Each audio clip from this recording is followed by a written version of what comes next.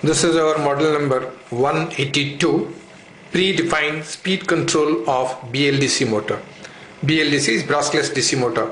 For this we have taken a SMPS fan, which is typically a brushless DC motor. It doesn't have any. So this BLDC motor, we have a fan, and that fan has certain marking, paper marking, which would be rotation will be sensed by these IR sensors, and that's how the speed is sensed.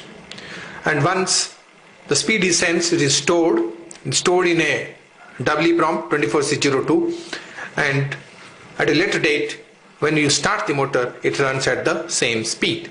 So for this, there are certain instructions which has been said here, like press F3. Now if we press F3, there is a switch here, F3. So we press F3, the motor rotates at its normal speed.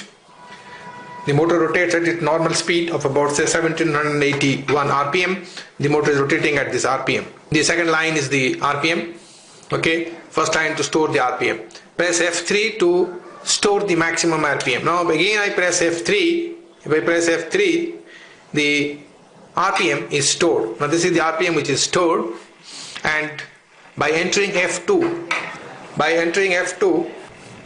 pressing F1 to enter the required RPM, I press F1, so it tells me to enter the required RPM in percentage.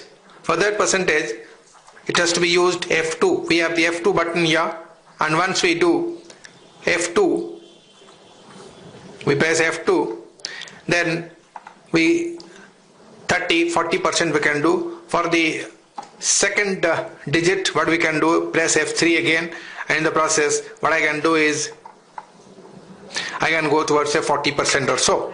Once it is 40%, then F1 to save the RPM. I press F1, so the RPM is saved. So this indicates that now it is 680 RPM, whereas the original speed was much higher than that. This is how, when we start the motor once again, it starts at the same speed which has been stored in the EEPROM.